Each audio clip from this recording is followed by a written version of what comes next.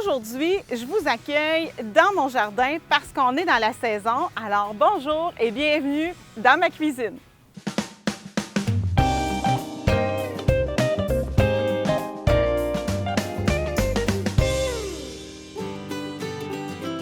Alors, le printemps est arrivé. J'accueille encore aujourd'hui Marie-Josée du CCCPEM qui vient m'aider, qui vient nous aiguiller sur les semis en jardin. Alors, bonjour Marie-Josée. Bonjour Chantal, merci de m'avoir invitée encore une fois à partager nos connaissances sur toujours un plaisir. Urbaine. Merci. Oui. On a planté plein de choses ensemble, on a semé plein de choses ensemble à l'intérieur. Oui. Donc ces choses-là vont être plantées probablement dans le courant de la semaine prochaine. Mais on a des choses qu'on peut aller semer directement en sol qui sont même préférable d'être planté, semé directement au sol. Je pense par exemple aux concombres, c'est un bel exemple. Lorsqu'on les prend en serre, souvent ils ont été chouchoutés en serre et puis là on va les amener à l'extérieur. Le choc est tellement grand qu'ils vont s'abîmer. Souvent juste par notre manipulation aussi pour les enterrer, ils vont s'abîmer puis là ils vont devoir se réparer plutôt que de produire des fruits. Exactement. Donc c'est des semences qui sont préférables de faire à l'extérieur et étant donné que la saison est suffisamment longue pour ces légumes-là, on peut les faire directement à l'extérieur. Puis on n'aura pas nécessairement nos fruits plus tard que si on les avait partis ou si on les avait achetés déjà tout faits. Absolument, parce que souvent, c'est ça, le plant de concombre, encore une fois, un bel exemple. Lorsqu'on va le manipuler, l'apporter chez nous, même le sortir de son contenant, on va abîmer des racines, on va abîmer la tige. C'est extrêmement fragile, un plant de concombre. Oui. Puis là, ensuite, on va le confronter aux éléments. Il va être stressé, il ne va pas produire aussi rapidement que si je le mets en semence. Là, son plant va être accoutumé à son environnement puis il va bien pousser. Exactement. Alors, on a rempli nos bacs de terre avec de la terre, évidemment. Puis on voulait en parler. On voulait en parler particulièrement. Avant de venir ici, aujourd'hui, je suis passée au Serre de l'Éden, plusieurs pépiniéristes, centres jardins, je pense même à des grands marchés comme le Walmart, ont des produits. Mais il faut être prudent ou en tout cas attentif à ce qu'on fait si on ne veut pas dépenser notre argent inutilement. C'est dommage, mais souvent on se fait un peu avoir par le marketing du produit plus que par le besoin que mon sol peut avoir. Réellement. Donc, lorsque j'achète mes poches de sol, je vais vouloir utiliser une terre de jardin. Cette terre de jardin-là, elle ne contiendra pas beaucoup d'éléments. Celui-ci nous dit qu'il y a un peu de compost, qu'il y a une terre noire naturelle, puis qu'il y a un peu de peat moss qui va permettre de faire de l'aération dans la terre. Mousse de tourbe. La mousse de tourbe. Exactement. Excuse-moi l'anglicisme. Non, non, mais c'est correct. Tu as bien raison. Il y en a qui disent peat moss, puis ils ne savent pas c'est quoi vraiment, mais c'est la mousse de tourbe. Puis souvent, sur ces sacs de terre à jardin-là, on ne voit pas d'éléments décrits. On ne voit pas les 3 chiffres. Non. Parce que, étant donné que c'est un mélange un peu, je dirais, pas sûr, on n'est pas capable de déterminer exactement ce qu'il y a comme produit dans ce sac-ci versus un autre sac. On préfère ne pas dire les éléments que ça contient. Ce qui ne veut pas dire qu'il n'y a pas d'énergie dans ce sac-là, de nutriments, d'éléments qui sont nécessaires à la plante, mais ce n'est pas suffisant. En fait, ça me sert de support pour pouvoir ensuite engraisser ce support-là. Pour fournir de la nourriture à mes semis et à mes plants, je vais ajouter un compost ou un fumier dedans. Moi, je suis allée là, avec celui qui était en spécial au moment où je suis passée. Certains vont préférer le compost. Le fumier fait bien le travail aussi. Il est juste un peu plus long à faire le démarrage. Bien, parce qu'il est moins vieilli. Tout simplement. Mais il va faire le travail. Puis certaines cultures, par exemple la carotte, n'aiment pas avoir des fumiers qui sont trop azotés au départ. Hein. On veut qu'ils s'enracinent avant qu'ils deviennent juste de la feuille. Il faut qu'ils soient bien enracinés. C'est le fruit, c'est la racine qu'on va consommer. Exactement. Un comme l'autre, là, ça se vaut. L'important, c'est d'utiliser 2 sacs de terre environ pour un sac de compost ou de fumier. C'est un bon mélange. Puis ensuite de ça, on veut s'assurer aussi que notre mélange avant de semer est bien hydraté. C'est pas une bonne idée d'aller mouiller notre sol comme il faut après avoir mis les semis, on va débalancer le sol, déségaliser. Le niveau ne sera pas le même partout, puis on aura des inégalités dans notre production. Donc, on a tout intérêt, avant nos semis, d'aller s'assurer que notre terreau est bien hydraté. Puis comme on s'est déjà dit, toi et moi, ça prend beaucoup d'eau. Une grande pluie va laisser peut-être 1 pouce d'eau. Alors, si on veut s'assurer qu'il y ait une belle épaisseur pour que toutes mes racines aient accès à de l'eau, je vais devoir vraiment l'arroser. Quand on utilise la terre noire, moi, j'aurais tendance à dire qu'on met une poche de terre pour une poche de compost. Et voilà. Et ajouter un aérateur, par exemple, de la mousse de tourbe un petit peu si c'est trop lourd, parce que ça vient vraiment très compact, la terre noire. C'est un des grands risques de la terre noire aussi, c'est évidemment, comme il n'y a pas de place, de porosité qui est créée par la vie biologique à l'intérieur, la terre se compacte, se compresse, il n'y a plus de place ni pour l'eau, ni pour l'air, puis on sait que c'est des éléments essentiels à la vie de la plante. Exactement. Donc, pour éviter ce genre d'affaires-là, on aère avec le peat moss, la mousse de tourbe, ou parfois on vend aussi des perlites, des petits produits granulés qui sont un peu plus chers, là, qui permettent cette aération-là. Oui. Alors aujourd'hui, on a décidé de semer notre bac. Je vais mettre un beau géranium ici au centre parce que le géranium, c'est un beau répulsif. C'est une fleur qui est magnifique et qui, comme elle est colorée, elle va attirer aussi nos pollinisateurs. Ça, on aime vraiment beaucoup ça. On a avantage à fleurir nos jardins avec des fleurs qui ont des couleurs colorées, justement pour que nos insectes pollinisateurs, dans ce cas-ci, on va en avoir besoin pour notre melon, nos haricots, nos concombres aussi. La salade, non. Puis les carottes non plus, n'ont pas besoin de pollinisateurs. Mais les concombres qui n'auraient pas de pollinisateurs, par exemple, c'est une déception totale parce qu'on va voir une multitude de petites fleurs apparaître. On va se dire, ça y est, mes concombres s'en viennent. Puis les fleurs vont tomber et il n'y aura pas de plant. Parce que de mémoire, là, le concombre est visité 4 fois, je crois, par le pollinisateur avant de pouvoir devenir un fruit. Donc, si j'ai plein de fleurs puis que je m'imagine que je vais avoir plein de fruits, mais que je n'ai pas attiré de pollinisateurs près de mon terrain, malheureusement, j'en aurai pas. Je vais avoir fait le travail pour rien. Exactement. Il faut s'assurer aussi que quand vous choisissez vos semences, que ce soit des semences qui poussent à notre climat. Oui. Parce que des fois, quand on achète des semences qu'on ne sait pas trop ça vient d'où, ça pourrait ne pas pousser parce que nous, ici au Québec, il faut se le dire, notre saison, elle n'est pas extrêmement longue pour la production. On veut s'assurer d'avoir une récolte, que nos plants arrivent à maturité à temps. À temps. Mais là, par exemple, on regarde des produits comme Mackenzie, c'est une compagnie canadienne, c'est pas mauvais du tout, mais c'est sûr qu'ils n'ont pas les mêmes climats. Donc, il y a des espèces qui vont mieux fonctionner que d'autres. Exactement. Mais on a des semenciers vraiment géniaux aujourd'hui au Québec. Oui. Je pense aux semences ancestrales, semences du patrimoine, les semences ou des écoumènes, les semences... il y en a une multitude de producteurs aujourd'hui. Puis ces producteurs-là, lorsqu'ils ont créé leurs semences, ils se sont assurés qu'il y avait des temps pour arriver à maturité qui étaient conformes aux besoins des gens. Oui. Donc, si vous habitez à la campagne puis que votre besoin de... J'imagine que vous habitez, par exemple, en Gaspésie ou à Rimouski, là. Vous allez avoir une saison beaucoup plus courte. Donc, vous avez avantage d'aller voir un semencier professionnel qui, lui, va vous offrir un plan de semences de carottes qui va arriver à temps, à gestation, au moment où la saison va être encore propice. Généralement, c'est écrit ici de 50 à 70 jours. Alors, ça voudrait dire que dans 70 jours, j'aurai des fruits prêts à manger. Exactement. Donc, si j'ai semé fin mai, par exemple, comme c'est le cas, évidemment, je vais avoir les 70 jours devant moi.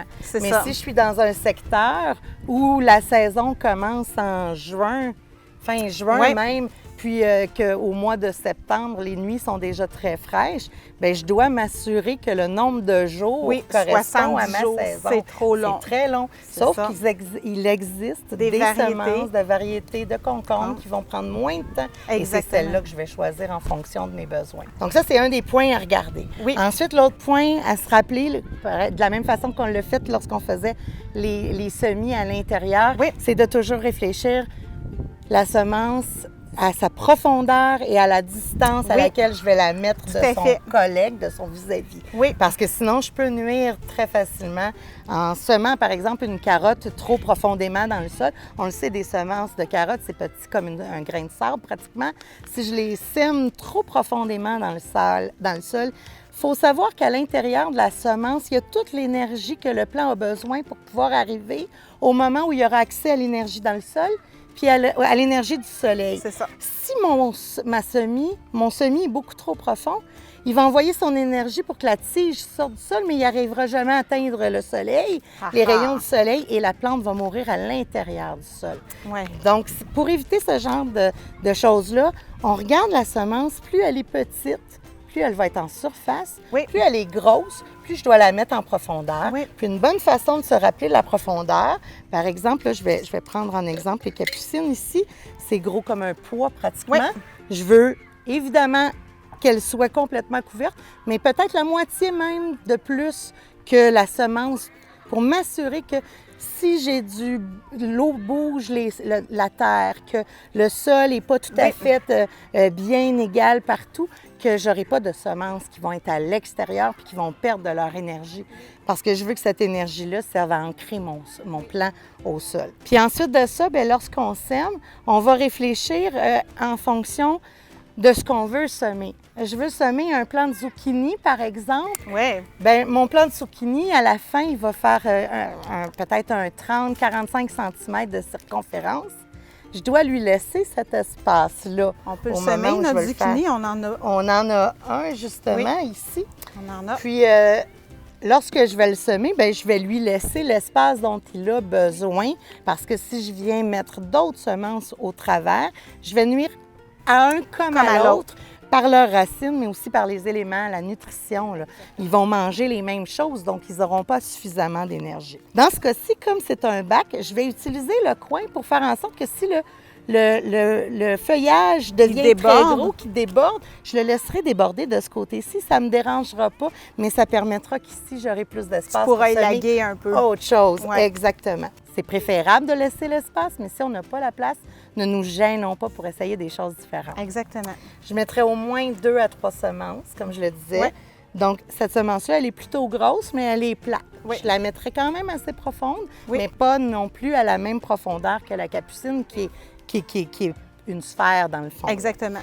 Donc, je ferai un petit trou, j'irai en mettre 2 ou 3. Je la recouvre et j'oublie pas de bien arroser. Puis, souvent, on se demande, mais comment faire pour savoir si j'arrose suffisamment mon sol? Comment je fais? Puis ça compte pour les plantes de maison aussi. C'est bon pour tout. On peut utiliser la terre. La poignée, là, c'est toujours l'idéal. Ici, on voit que la terre, elle est vraiment très sec. Pas si mal, là, il y a encore un peu d'humidité. Mais la boule reste pas prise en pain. Exactement. Moi, je veux que la boule reste prise en pain tout au long du temps que ça va prendre pour que mes semences germent. Exactement. Par contre, je veux pas que l'eau me dégouline de la main. Je veux qu'elle prenne en pain, mais je veux pas que ça soit trop imbibé. Trop d'eau, les semences vont se noyer, vont mourir tout simplement, pourrir. Ce qui est important, c'est que notre bac soit perforé aussi pour que le surplus d'eau puisse s'égoutter. Très bon point. Parce qu'avec une bonne pluie, des fois, on ne veut pas noyer, on ne veut pas faire une piscine avec notre bac. Fait que, exactement. Ouais. Moi, je vais semer mes carottes et ma laitue aussi avec du marc de café. Alors ça, c'est le café que j'ai fait couler dans ma cafetière à la maison. Et puis, ce que je vais faire, c'est que je vais mettre une cuillerée à thé de semences pour 3 cuillerées à thé de café. Puis, je vais mélanger ça ensemble, comme ça. Ça vient faire, en fait, une espèce d'enrobage. Oui. À l'entour de la semence, ça la rend un petit peu plus grosse. Oui, puis ça permet une meilleure uniformité. Le café aussi, les grains, ça fait la même affaire dans tes mains. Tu sais que ça fait la même grosseur, fait que ça les répartit plus longuement. On en a suffisamment. Oui, mais là, je voulais montrer, hein, on disait que c'était petit, là. Vous voyez bien que de les mettre une par une, il faut s'armer de patience. Alors, c'est pour ça qu'on y va souvent. Là. Ouais. On va se faire une ligne, on va remplir la ligne, puis ensuite, on va aller, C'est ça. soit, comme Chantal le fait, enlever du feuillage. J'aime l'idée parce qu'on peut le manger. Oui. Soit carrément enlever le plant de trop. On pourrait décider, par exemple, j'enlèverais ça ici pour faire un peu de place, mais comme on a décidé de mettre de ce côté-ci les melons, puis les concombres pour les faire grimper, de ce côté-ci, on va se permettre de mettre d'autres choses, mais au centre, soit dans ce sens-ci ou dans ce sens-ci, on pourrait aller mettre nos petites semences. Là. Qu'est-ce que tu préférais? Les laitues de ton côté? Oh, moi, ça me dérange pas. Moi, je pense que je vais semer, mais ici, mon melon... Non, c'est pas vrai. Dans le coin là, mon melon, puis ici, mes concombres. OK. Là, on va y aller pour les petits semis, la laitue et les carottes. Puis évidemment, bien, tout le monde a son petit truc. Il y en a qui aiment ça, prendre le poteau de bois, s'en servir comme d'un gabarit, d'un canevas, exactement, pour aider.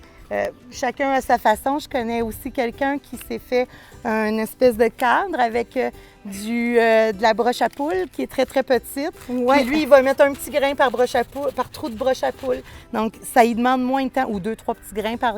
Puis il s'assure d'avoir moins ensuite à aller enlever de plants de carottes ou de faire de... Fait que si vous avez le temps, là, il y a de la place à l'imagination. Je vais aller porter mon melon ici. Magnifique. C'est une plante qui pousserait pas au Québec, hein, évidemment. Oh, fait que c'est une plante aussi qu'on doit attendre là, pour semer, qu'il fasse suffisamment chaud, parce que lorsqu'elle va ressortir... En fait, ce que je veux dire par là, c'est que sur l'enveloppe, on a dit qu'il y avait une durée avant que ça sorte souvent de terre. Il faut faire attention, il y a des choses qu'on prévoit récolter dans le milieu de l'été. Je vais vous donner juste l'exemple de l'ail.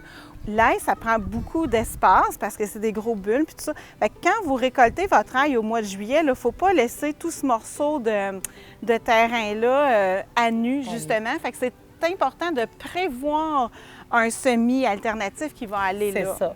L'ail, en fait, c'est un bulbe qu'on va planter à l'automne. Oui. Puis qui va passer l'hiver sous la neige, en hibernation. Et au printemps, il repart très tôt. Puis c'est pour ça qu'il y a assez d'énergie pour se rendre à maturité. Puis habituellement, on dit là, vers la Saint-Jean-Baptiste, à peu près. Là, c'est ça. En ville, on peut penser, pas chez nous en campagne. Pas chez nous. Mais en ville, on peut penser qu'à vers la Saint-Jean-Baptiste, c'est le temps. Habituellement, on regarde les fleurs. Quand les fleurs commencent à sortir, là, qui commencent à tourner de l'ail, on peut penser que c'est pas mal le temps de récolter. Alors, on va semer. On va semer, finir de terminer les petites semences qui nous restaient. J'aimerais ça que les courgettes restent avec les courgettes. Oui, m'excuse. Hein, moi, je touche à tout. Donc, on va semer les dernières choses qu'on avait dit. On parlait de... Je ne sais pas si betterave, on aura la place, mais on parlait de carottes. Oui, elles sont ici, là. On parlait de laitue qui sont ici. Puis je pense que tu avais des petits radis aussi. Non, j'avais les haricots. Ah, les haricots, c'est ça. Qu'on fera en tout dernier, les haricots. Oui. Moi, j'aime bien utiliser le gabarit, mais vraiment, c'est à la convenance de tous. Puis ici, là, ben, je dois réfléchir à mon plan. Hein? Donc, donnons-nous l'espace, là. Puis là, je vais réfléchir à mon plan ici. Fait que là, je peux dire que facilement... Parce que je sais que lui aussi grossit, là. Oui. Donc, j'ai facilement 2 lignes de laitue que je pourrais faire ici. Puis, je pourrais me permettre d'en faire dans l'autre sens aussi. Puis, si je le sais que je vais en ressemer, ça me donne rien d'en faire trop à la fois. De toute façon, si j'ai 3 pommes de laitue qui sont prêtes en même temps, je ne vais pas les manger, les 3 pommes de laitue en même temps. Mais possiblement que oui, si j'ai une grosse famille. Mais c'est ça. Possiblement que non. Je suis mieux d'y aller selon mes besoins. Oui. Hein? Donc, ça me donne rien d'en mettre trop. Puis là, si je fais ma ligne comme ça, puis que je le sais que je ne veux pas trop aller en retirer, puis que je n'ai pas trop long à faire, je vais prendre le temps d'y aller tranquillement pour mettre un peu d'espace entre mes plants. Là, puis là, quand vous regardez, là, ça, vous les voyez bien parce que le grain est blanc sur la terre noire. Fait qu'avec un petit, votre gabarit, vous pouvez aussi jouer avec. Absolument. Puis la laitue, c'est très, très facile à pousser. Ça pousse vraiment très facile. Oui. Puis lorsque je parle de laitue, je parle de romaine, laitue à feuilles, mais on peut parler aussi des mâches, les mesclun, toutes ces choses-là, ça pousse vraiment très facilement. La roquette. La roquette. Puis souvent, l'avantage, en plus, c'est qu'on n'a pas besoin d'aller retirer la pousse au complet, mais on peut couper Exactement. Ouais. Puis certains de ces plants-là vont se remettre à refaire de la feuille. Donc, je vais peut-être avoir 2, 3, 4 récoltes durant ma saison. Ouais. Mon sol ne sera jamais à nu. Ouais. Là, j'en ai mis à peu près, là, je me suis laissé quelques centimètres, mais j'en ai mis à peu près 2, 3 par espace parce que je ne le sais pas jusqu'à quel point mes semences sont vivantes. Oui, ça, Mais de c'est la vrai. même façon que je le disais tout à l'heure, je vais aller m'assurer après s'il y en a trop qui poussent, d'aller en retirer pour être sûr que mon plant, le beau plant que je veux avoir, lui, ait suffisamment d'espace puis d'énergie disponible dans le sol, puis qu'il y ait accès à l'eau qui va tomber aussi. Exactement. Si c'est trop serré, l'eau ne se rendra pas au sol. Exactement. Ensuite de ça, c'est très petit comme semence, donc j'ai pas besoin je veux pas aller trop recouvrir ça. Je peux prendre simplement de la terre, là, puis venir tout simplement. Ouais.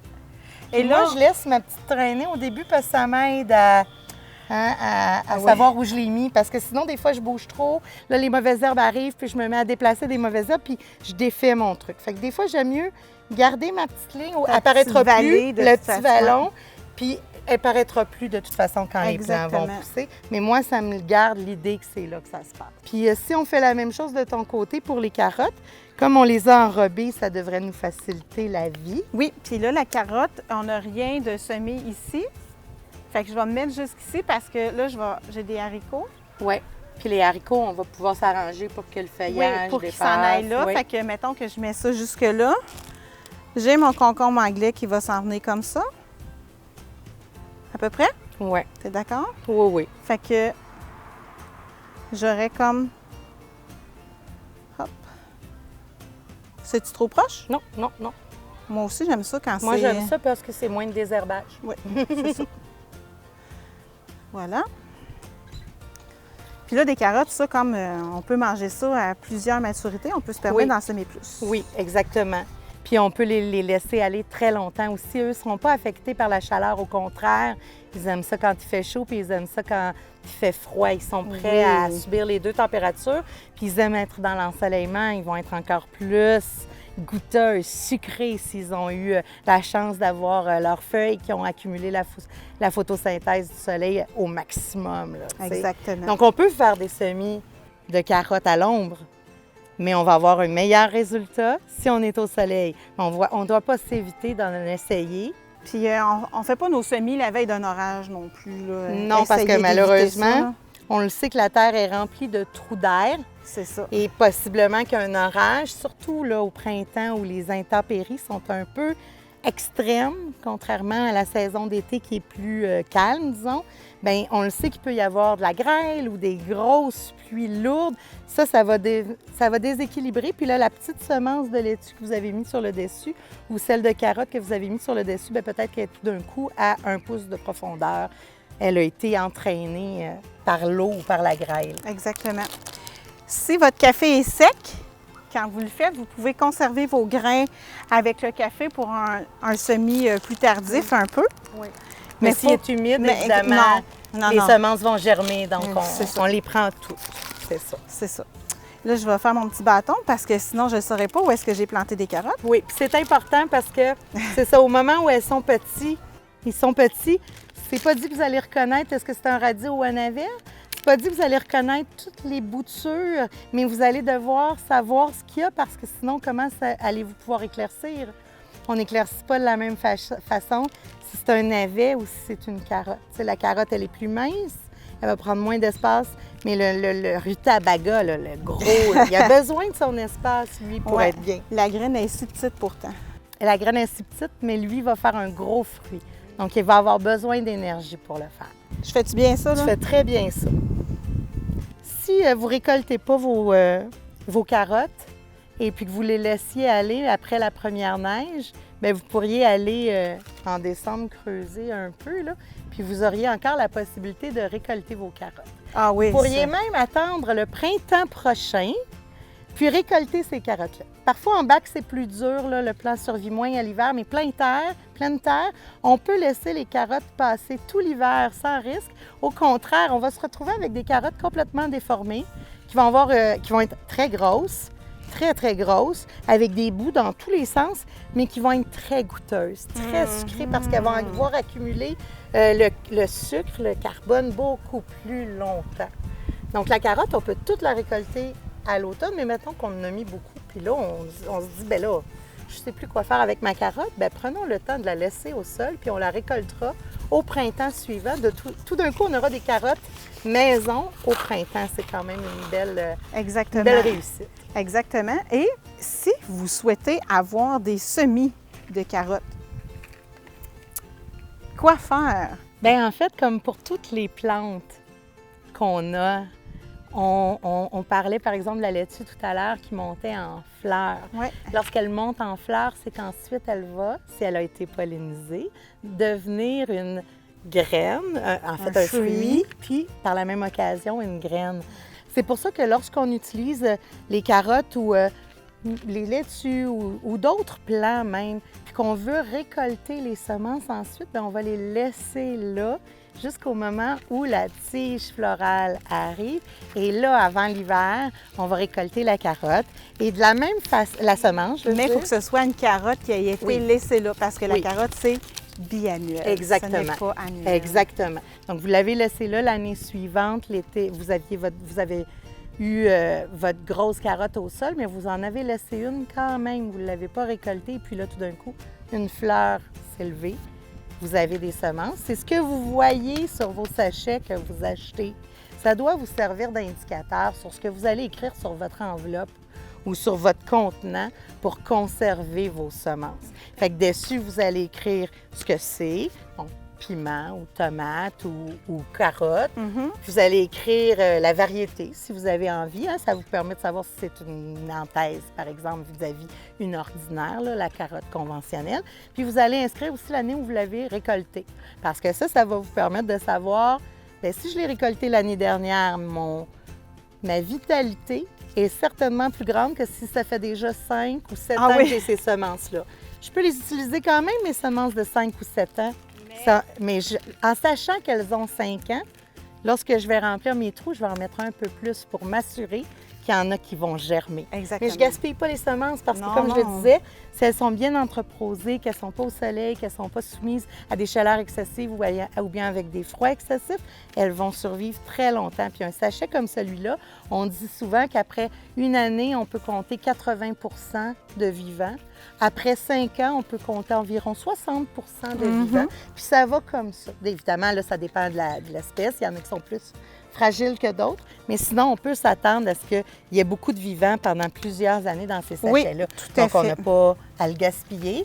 On peut le conserver, puis ça nous évite des achats supplémentaires l'année prochaine. On les a. Puis c'est ça. À la fin de la saison, on prend le temps de regarder comment la plante fleurit pour avoir des semences. Et puis après, on peut les entreposer. Mais ça, c'est quelque chose qu'on pourra discuter un peu plus une autre fois. Exactement. Fait ici, je pense que pour le petit espace qui me reste, je vais mettre 3 capucines. Bonne idée. Ça va être amplement suffisant parce que les capucines, c'est très volumineux en feuillage, mais c'est très beau en cascade. Puis elles vont pouvoir déborder, ça ne sera pas très grave. Exactement. L'avantage, c'est qu'elles vont attirer les pollinisateurs. Les fleurs sont très voyantes, colorées, nombreuses. N'hésitez pas à les consommer. Puis c'est chouette parce que la semence, ça pousse très facilement. C'est pas difficile. On la sème en plein pot ou bien en plein sol. On est presque assuré d'un résultat positif et la fleur se consomme. Donc, on peut la manger dans nos salades. Encore là, c'est beau, le visuel, mais en plus, le goût, c'est intéressant. La texture, c'est intéressant. Donc, on ajoute des choses particulières en ayant des plantations régulières. Oui, c'est ça. Si mon plat était très long, magané, je pourrais me permettre de le planter couché. Oui. Hein? Puis de faire en sorte que la tige est moins longue, donc il va reprendre l'énergie. Là, j'ai dit tout à l'heure qu'on le mettrait plus près du bord puis qu'on le ferait pousser par là. Mais alors ça serait une bonne façon. Je l'ai mis suffisamment profondément pour que la surface de racines qui était présente soit distribuée partout dessous le plant. Oui.